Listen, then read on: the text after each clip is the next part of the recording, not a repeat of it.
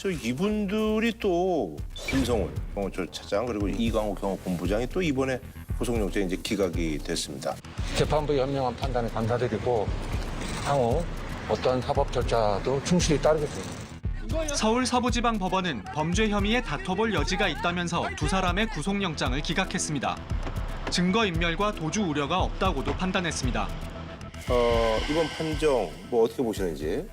납득하기 어렵죠. 법원이 구체적으로 사유를 설명하지 않아서 뭐 추측만 해보고 있는데요. 경호처장의 지시에 따랐을 뿐이다. 이렇게 방어를 하고 있다고 해요. 근데 그게 사실인지도 일단 의문이 되고 두 번째는 그렇다 치더라도 넘버원이 불법적인 지시를 했으면 넘버2, 넘버3가 위법하다고 하면서 항의를 하고 그렇게 해서는 안 된다고 막았어야지. 그거를 따라놓고선 나는 그냥 위에서 시키는 대로 따랐으니까 무죄다. 라고 하는 주장을 법원이 그럴 만하다라고 하는 거는 저는 도저히 납득이 안 됩니다. 다만 대통령이 지금 구속 취소로 나와 있으니까 경호처장도 없는 상태에서 넘버2, 넘버3라도 있어야 뭐 대통령을 경호할 수 있지 않겠냐라는 판단도 판사가 하셨을 수 있을 것 같은데 그러면 이제 좀 있으면 대통령 파면 될 테니까 그러면 이제 경호할 필요도 없으니 다시 한번 영장 청구하면 다른 결론이 나오지 않을까 생각합니다. 저는 김한규 의원 말대로 이제 사실 대통령의 지금 경호처장이 지금 이제 스스로 물러난 상황 속에서 차장까지 그렇게 되는 거는 문제가 있다 판단했은 게 가장 클 것 같고요. 두 번째는 아까 경호처장과 차장과의 관계를 생각하지만 누가 봐도 최상위 지시자는 대통령일 텐데 지금 대통령이 어쨌든 구속 취소가 돼가지고 밖에 있는 상황 아니겠습니까? 그런데 해봐야 종범에 가까운 이제 차장이 홀로 구속되는 것은 그거야말로 이제 사실 좀 정의롭지 못한 상황이 될 수 있는 거기 때문에 저는 그런 게 좀 판단에 영향을 미치지 않았을까. 만약 윤석열 대통령이 구속에서 풀려나지 않았으면은 다시 영장이 청구되지도 않았을 것 같고 저는 그런 상황이라고 봅니다. 저는 충분히 증거가 수집됐고 증거인멸의 우려가 없다라는 얘기를 했는데 굉장히 여기에서 논리적인 모순이 있어요. 본인이 특수공무집행 방해 등 즉 체포하러 오는 거를 막았다. 거기에 대해서는 사실 증거인멸을 할 게 없어요. 이미 국민들이 다 봤기 때문에. 그런데 형사법적 정의로 봤을 때 구속을 해야 된다라고 생각을 하는 것은 비화폰 서버 등 압수수색을 막고 있다라는 것 때문이잖아요.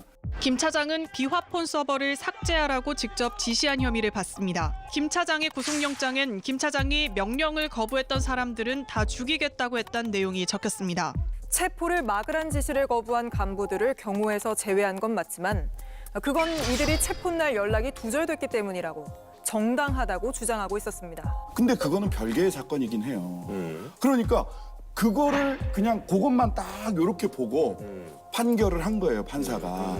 세상사에 이게 도대체 어떤 영향을 미칠지에 대한 생각을 못 하신 거라고 저는 생각을 해요. 여기에 하나 덧붙일 것은 검찰의 고의적 태업이 있었죠. 검찰이 증거인멸 우려를 단정하기 어렵다며 김 차장은 3차례, 이 본부장은 2차례 신청을 반려한 겁니다. 그런데 어제 열린 김 차장과 이 본부장에 대한 구속 전 피의자 신문에 검찰은 출석하지 않았습니다. 본인들이 3번이나 영장 청구를 반려했어요, 경찰에.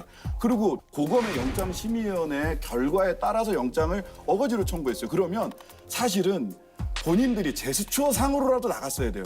이제 거의 홀딱 벗고 도와주고 있구나. 주요 사건의 검찰이 영장실질심사에 나가는 거는 당연한 일이었어요.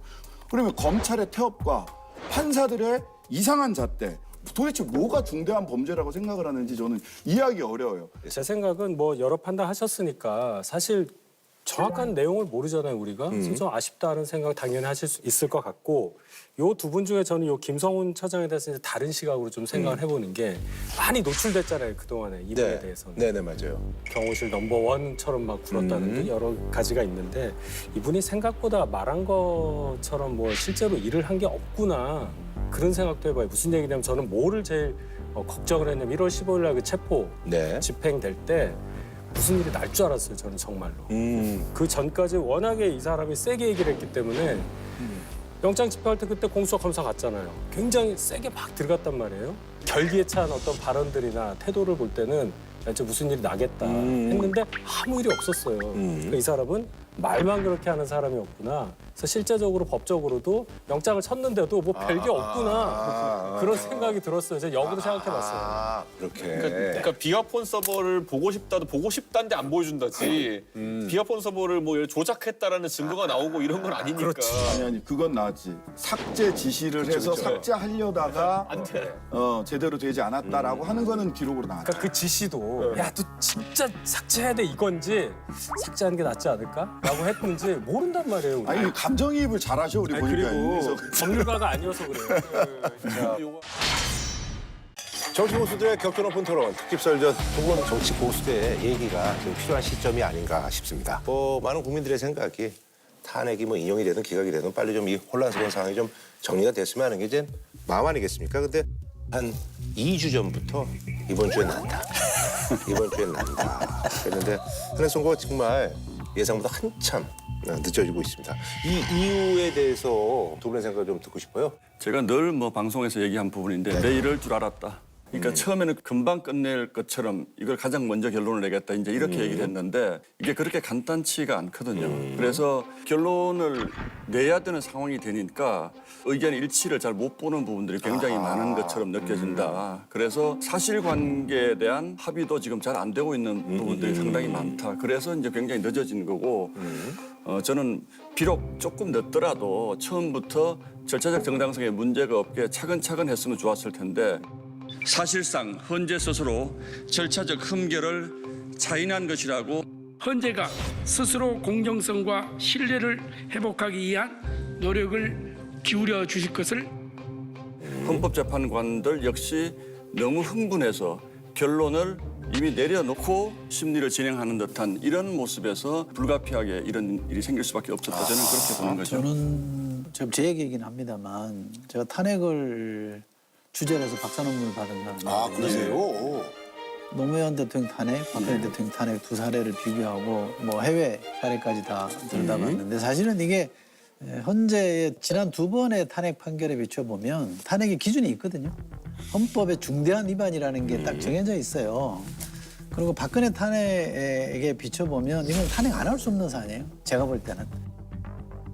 탄핵을 공부하는 사람 입장에서 너무 심플해서 결론이 나올 수 있는 사안인데 국민의힘을 비롯해서 지금 탄핵을 반대하는 쪽에서 굉장히 문제 제기를 세게 하잖아요. 일본 국민저항권까지 거론하면서 국민저항권이 이게 이제 시작이 됐기 때문에 윤석열 대통령도요 구치소에서 우리가 데리고 나올 수도 있어요.